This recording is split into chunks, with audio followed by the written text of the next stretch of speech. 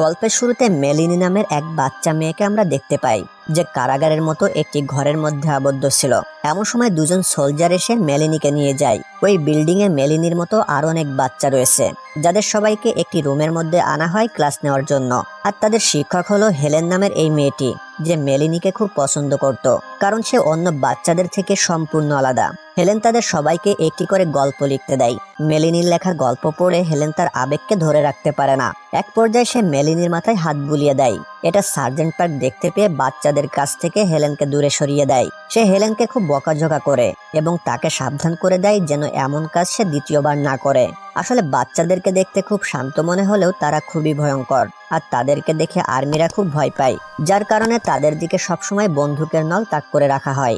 এখন প্রশ্ন হলো, একটা বাচ্চার মাথায় হাত রাখলে কি এমন ক্ষতি হতে পারে? এটা প্রমাণ করার জন্য সার্জেন্ট পার্ক তার মুখের থুতু হাতে লাগিয়ে বাচ্চাদের সামনে দেয়। প্রথমে বাচ্চাটিকে দেখে স্বাভাবিক মনে হলেও পরবর্তীতে অস্বাভাবিক কিছু লক্ষণ দেখা যায়। এক পর্যায়ে তারা এতটাই হিংস্র হয় যে সার্জেন্ট পার্ককে তারা খেয়ে ফেলবে, আর ক্লাসটি সেখানেই শেষ হয়ে যায়। আর প্রতিটি বাচ্চাকে তাদের নিজস্ব রুমে নিয়ে যায়। মেলিনি লক্ষ্য করে সার্জেন্ট পার্ক হেলেনের সাথে খারাপ ব্যবহার করে।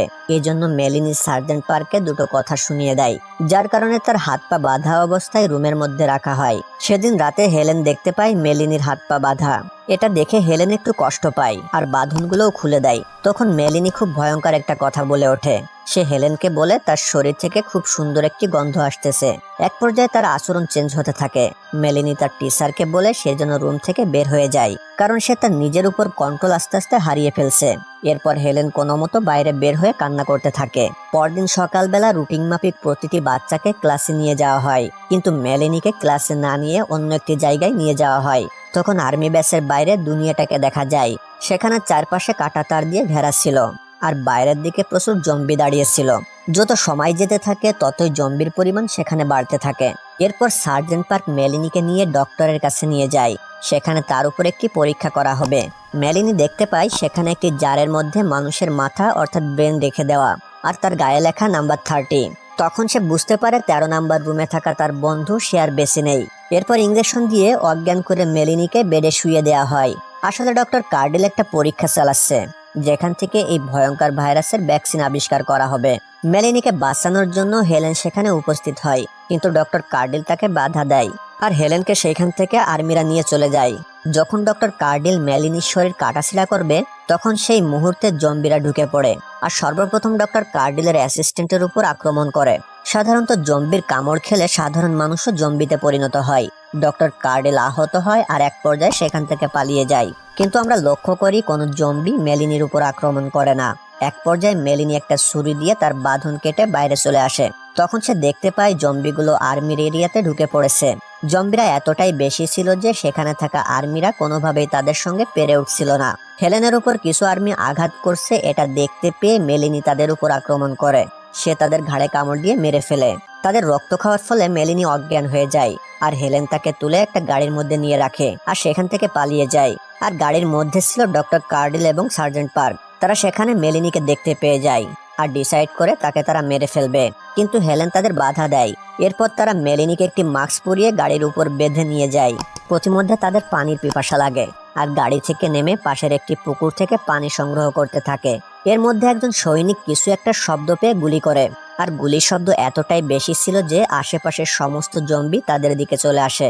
এক পর্যায়ে তারা সেইখান থেকে পালিয়ে যায়। তবে আনফরচুনেটলি একজন সৈন্য জম্বির কামড় খেয়ে ইনফেক্টেড হয়ে যায়, যার কারণে সার্জেন্ট পার্ক তাকে গুলি করে হত্যা করে।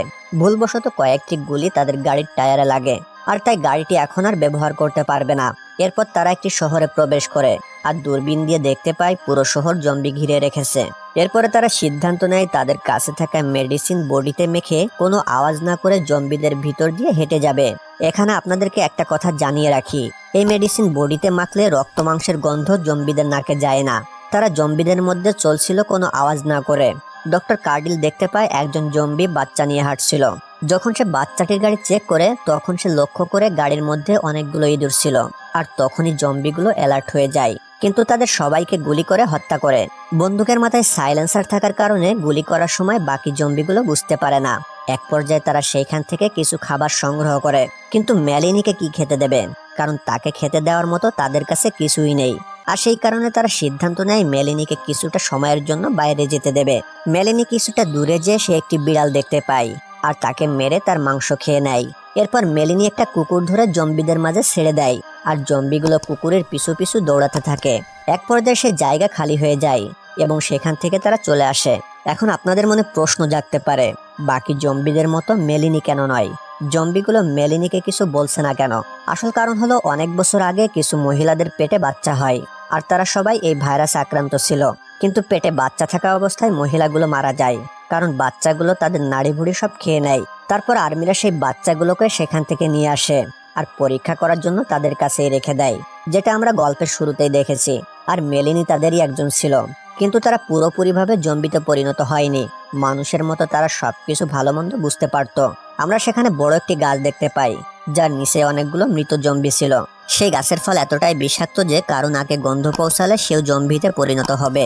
আসলে জম্বিদের ভিতর থেকে যে গাছটি বের হয়েছে সেই গাছের ফল যদি কোনোভাবে ফেটে যায়, তাহলে সেই ভাইরাসটি বাতাসের সাথে ছড়িয়ে পড়বে আর ইজিলি সবাই জম্বি হয়ে যাবে। তারা সেখানে একটি গাড়ি দেখতে পায় যেটা সোলার পাওয়ারে চলে, আর সেখানে তারা প্রবেশ করে। আমরা সেখানে দেখতে পাই ডক্টর কার্ডিল অসুস্থ অনুভব করে। প্রথমে আমরা বলেছিলাম যে তার হাতে একটি আঘাত লেগেছিল, যার ফলে তার ব্লাডে ইনফেকশন হয়ে গিয়েছিল। সেই সাথে আমরা মেলিনিকেও দেখতে পাই যে ক্ষুধার জন্য খুব অসুস্থ অনুভব করে। সে জানায় বেশিক্ষণ সে নিজের উপর কন্ট্রোল রাখতে পারবে না, কারণ সেখানে থাকা লোকজনের বডিতে এখন আর মেডিসিনের গন্ধ নাই, যার কারণে মেলিনির রক্তের গন্ধ পাওয়া শুরু করেছে। পর্যায়ে তারা মেলিনিকে বাইরে ছেড়ে দেয় যেন সে নিজের খাবারের ব্যবস্থা করতে পারে। অন্যদিকে সেখানে থাকা একজন সৈন্য, যার নাম ছিল ক্যামেরুন, সে বাইরে বের হয়েছে তাদের জন্য কিছু খাবারের বন্দোবস্ত করতে। আমরা দেখতে পাই মেলিনি একটি পাখি ধরে তার মাংস খায় আর পাশের একটা বিল্ডিং এ সে লক্ষ্য করে তার মতোই কিছু বাচ্চা রয়েছে। এখানে একজন বাচ্চা ক্যামেরুন নামের সেই আর্মির কথা সবাইকে বলতে থাকে, কারণ তারা জেনে গেছে সে বাইরে বের হয়েছে এবং তারা দল বেঁধে সেখান থেকে বেরিয়ে পড়ে। মেলিনি সেখান থেকে এসে সবাইকে পুরো ঘটনাটি খুলে বলে। তখন তারা ক্যামেরুনকে খোঁজার উদ্দেশ্যে বেরিয়ে পড়ে। অন্যদিকে ক্যামেরুন রাস্তার মধ্যে খাবার দেখতে পায়। সেখান থেকে আমরা বুঝতে পারি খাবারগুলো এমনভাবে পড়ে আছে দেখে মনে হচ্ছে ক্যামেরুনকে ফাঁসানো হয়েছে। এক পর্যায়ে বাচ্চাগুলো ক্যামেরুনের উপর আক্রমণ করে আর তাকে হত্যা করে। পরে যখন বাকি মানুষগুলো সেখানে উপস্থিত হয়, তখন তারা দেখতে পায় ক্যামেরুনকে খুব খারাপভাবে হত্যা করেছে। কিন্তু তারা যখনই বাইরে বের হয় তখন তারা লক্ষ্য করে বাচ্চাগুলো তাদের জন্যই অপেক্ষা করছে। মেলিনি এটা দেখতে পেয়ে বাচ্চাদের যে হেড আছে তার সাথে লড়াই করে। এক পর্যায়ে মেলিনি তাকে হত্যা করে। সেখানে থাকা বাকি বাচ্চাগুলো মেলিনিকে দেখে ভয়ে পালায় এবং সেখানে থাকা লোকজন তাদের গাড়িতে ফেরত চলে আসে। তখন ডক্টর কার্ডিল সবাইকে গ্যাস দিয়ে অজ্ঞান করে ফেলে, কারণ সে চাইছিল মেলিনির ব্রেন দিয়ে ভ্যাকসিন আবিষ্কার করবে। তখন সে মেলিনিকে সবকিছু জানায়, কিন্তু মেলিনি ডক্টর কার্ডিলের কথায় রাজি হয় না এবং সেখান থেকে পালিয়ে চলে আসে আর গাছটির শিকড়ে আগুন ধরিয়ে দেয়, যার ফলে গাছে থাকা ফলগুলি ফেটে যায় এবং তার মধ্যে থাকা ভাইরাসের পার্টিকেলগুলি বাতাসের মধ্যে ছড়িয়ে পড়ে। অন্যদিকে ডক্টর কার্ডিলকে সেই বাচ্চাগুলো আক্রমণ করে মেরে ফেলে আর সার্জেন্ট পার্ক খুবই অসুস্থ অনুভব করে, কারণ বাতাসে থাকা ভাইরাসের পার্টিকেলগুলি সার্জেন্ট পার্কের বডিতে ঢুকে যায় আর সেও আস্তে আস্তে জম্বিতে পরিণত হতে থাকে। তখন সার্জেন্ট পার্ক মেলিনিকে জিজ্ঞাসা করে এটা করার কারণ কি। উত্তরে মেলিনি জানায় সবাইকে বাঁচাতে হলে একমাত্র মাধ্যম হলো সবাইকে জম্বিতে পরিণত করা।